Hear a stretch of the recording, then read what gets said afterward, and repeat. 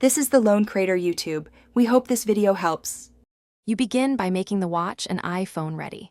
Update both devices, enable Bluetooth and Wi-Fi, and stay nearby so pairing stays stable.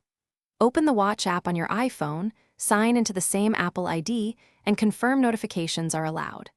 Once done, tap Notifications in the Watch app and choose Mirror My iPhone for messages. This immediate action ensures incoming texts will be routed to the watch. It's the only supported, consistent path to show iPhone messages on the Apple Watch. Next, you customize how messages appear and behave. In the Watch app, go to Notifications, open Messages, and select Mirror My iPhone so the watch follows your phone's settings. Then customize sound and haptic strength so you notice alerts without disturbance. Make sure Show Alerts is enabled, otherwise messages will be silent.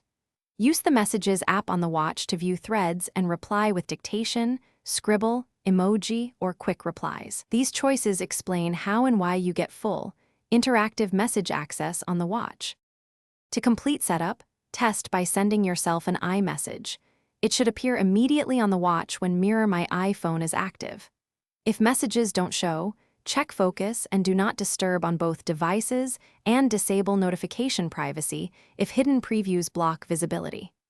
Restart iPhone and watch to resolve transient connection issues.